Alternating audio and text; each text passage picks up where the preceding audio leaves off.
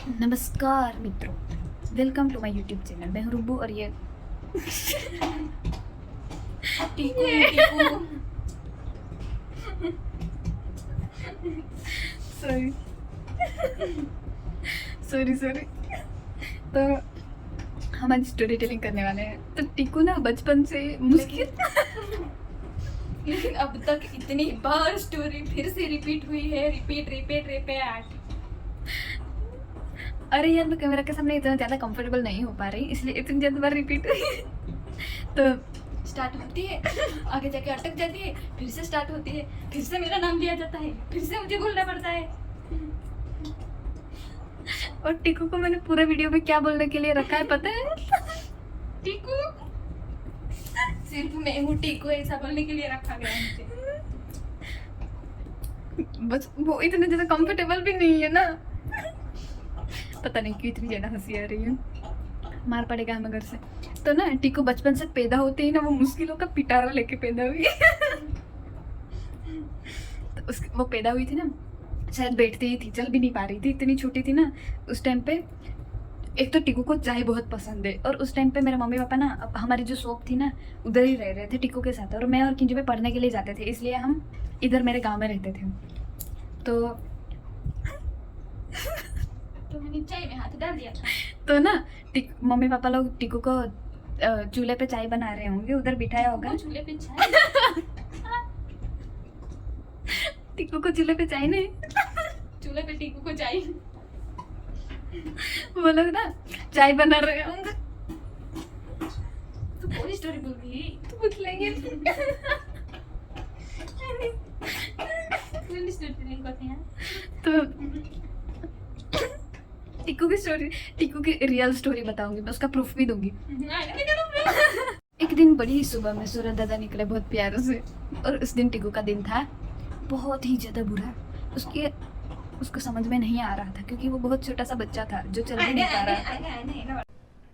अरे कहना क्या चाहते हो? अरे अब आप लोग बोलोगे कि तू इतना थोप के क्यों बैठी है। मैं सोची कि चलो ये लगा के अच्छी दिख जाऊंगी। नहीं भाई, इससे अच्छा तो मैं सुबह उठ के लगती हूँ जब मेरे बाल यूं होते हैं। टीकू चाय वाली स्टोरी के लिए नहीं मान रही, इसलिए अभी दूसरी स्टोरी स्टार्ट करते हैं। टीकू की डूब जाने की स्टोरी।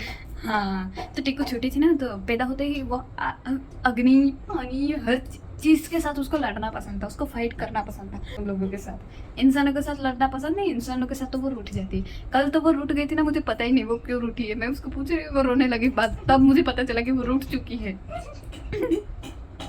वो सीक्रेट है, वो क्यों रो रही थी ना मुझे नहीं पता, उसने अभी तक नहीं बताया। तो लेट्स स्टार्ट टीकू की नई वाली स्टोरी। तो वो मुश्किलों का पिटारा तो है ही, वो खुद ही आज समझ ही चुके होंगे कि वो बनाती है। तो टीकू ना एक दिन बहुत बीमार हो गई थी। बहुत बारिश हो रही थी हमारे गांव में ना, जब बारिश होती है ना तब बहुत बाढ़ आती है, क्योंकि पहाड़ के बाजू में ही गांव है ना मेरा। तो बहुत ज़्यादा तेज बारिश हो रही होंगी, और उस टाइम पे जब टीकू 2004-5 में ही, तो उस टाइम हमारे यहाँ पे ब्रिज भी नहीं बने हुए थे। तो मैं और किंजू में पढ़ने के लिए गए थे गांव के स्कूल में। शायद मैं फर्स्ट या सेकंड में पढ़ रही होंगी, और किंजू भाई 3rd या 4th में पढ़ रही होंगी। तो हम स्कूल गए थे, हमें तो पता ही नहीं हमारे पीछे क्या हो रहा है मेरे घर पे। ओ माय गॉड, ये सब हो रहा था मेरे घर। तो टीकू बीमार थी, उसको बुखार हो गया होगा। मेरे पापा कपड़े सिलने के लिए ना बाजू के गांव में जाते हैं, उधर ही हमारी शॉप है, तो उधर मेरे पापा जाते थे। और उस दिन मेरी मम्मी और टीकू घर पे ही थे, और मेरी दादी तो काम करने के लिए गए थे बाजू वाले के खेत में। तो मम्मी, अब टीकू को बहुत ज़्यादा बुखार, अब मम्मी टीकू को उठा, वो चल नहीं पा रही थी, बहुत छोटी थी, तो ऐसे करके उठा के मेरी मम्मी उसको लेके जा रहे थे हॉस्पिटल। अब टीकू को बहुत ज़्यादा तेज बुखार है, और बारिश भी बहुत ज़्यादा तेज हो रही है। अब टीकू को हॉस्पिटल तो लेके ही जाना पड़ेगा, क्योंकि इतने छोटे बच्चे को तो क्या होगा क्या पता। तो मेरी मम्मी डर गई और लेके जा रही है। तो चलते चलते ना मैं आप लोगों को वो वाली रिवर भी दिखाऊंगी कि कौन सी रिवर की मैं बात कर रही हूँ। तो चलते चलते जा रहे होंगे, बहुत ज़्यादा तेज बारिश भी है, छाता लेके जा रहे हैं, मम्मी ने टीकू को उठाया हुआ है। और बीच रास्ते में बहुत, मतलब वो क्या बोलते हैं, पूर बोलते हैं गुजराती में उसको, हाँ बाढ़ आ गई थी। पर फिर भी टीकू, मेरे गांव में कोई हॉस्पिटल है नहीं, और इस साइड कोई हॉस्पिटल नहीं है, इसलिए वो साइड ही लेके जाना पड़ रहा था। तो मेरी मम्मी लेके जा रही होगी ना, तो नहीं, हमारे पापा पहले निकल गए थे। हाँ, और फिर मम्मी को बोला था कि कोई होगा ना तो ही ब्रिज हाँ, मतलब मेरे पापा ने बोला था कि वो चले गए थे पहले, कुछ ज़्यादा इंपॉर्टेंट काम था उनका, और टिकू लोगों को घर पे ही रहने के लिए बोला था, पर टिकू बीमार हो गई थी और उस टाइम फ़ोन वोन तो कुछ था नहीं। हम ऐसी फैमिली से आते हैं जहाँ पे पहले कोई फ़ोन नहीं था। मैंने 10th-12th में आई होंगी तब मेरे घर पे वो डब्बे वाला फ़ोन भी आया होगा।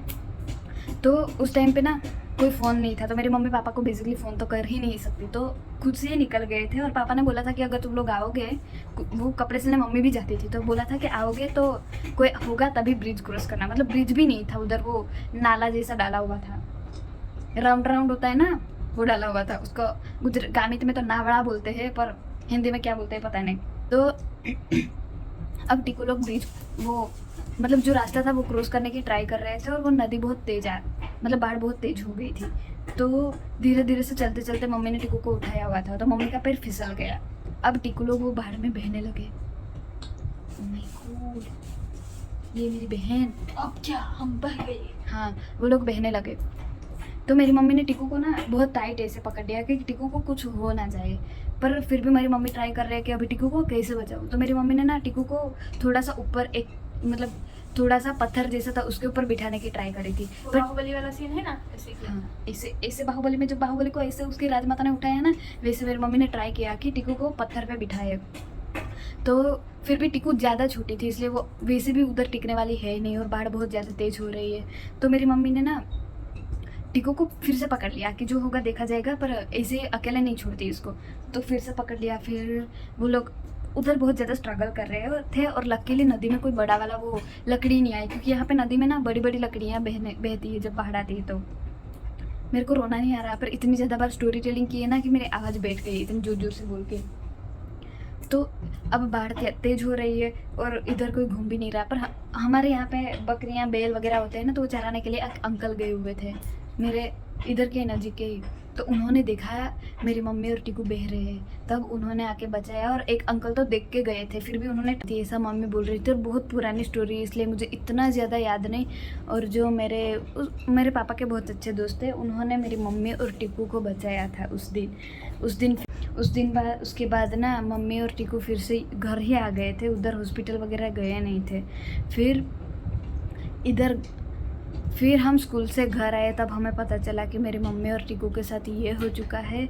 मेरे नानू को पता चला, मेरे पापा को पता चला, न्यूज़ में भी पता चल गया। हाँ अभी तक टिकू को ऐसे पहचानते हैं कि वो लड़की छोटी थी ना तब बह गई थी ना, वो लड़की कौन सी है हम तीनों में से। ये रियल स्टोरी है, कोई फेक स्टोरी नहीं है, पर ये हुआ था टिकू के साथ। तो हमारे टिकू को तो खतरों के खिलाड़ी है। वैसे अभी रोना भी नहीं आता, क्योंकि वो टाइम याद ही नहीं है हमें भी, मतलब पता ही नहीं है ना, हम बहुत छोटे थे, हमें समझ में नहीं आता। पर मेरी मम्मी अभी भी पानी से इतना ज़्यादा डरते हैं ना। मेरी मम्मी को तो याद होगा ना, हमें कहाँ से याद होगा भाई, हमारा तो दिमाग अभी भी नहीं चलता। तो उस टाइम तो क्या ही चल रहा होगा, मेरा तो नहीं चल रहा होगा, भले ही मैं पढ़ने जाती थी। इसका तो दिमाग ही नहीं बना होगा, जो अभी तक बन ही नहीं पाया, यू नो। ये था हमारी आज की स्टोरी टेलिंग। तो मेरी बहन खतरों के खिलाड़ी में जा सकती है, अगर ऑडिशन हो तो टिकू जा सकती है, यू नो। हाँ, इसकी गवार वाली हरकतें, फिर भी वो काली ही लग रही है, और मैं कितनी ब्यूटीफुल चुड़ैल लग रही हूँ। और अभी तो रुको, क्लाइमैक्स अभी बाकी। ये लगा कि हम चुड़ैल नहीं लगेंगे तो क्या ही लगेंगे। टिकू गाली दे रहे हैं मुझे। तो वीडियो अच्छी लगे तो सब्सक्राइब करना, शेयर और लाइक और कमेंट करना मत भूलना, ठीक है। चलो बाय बाय।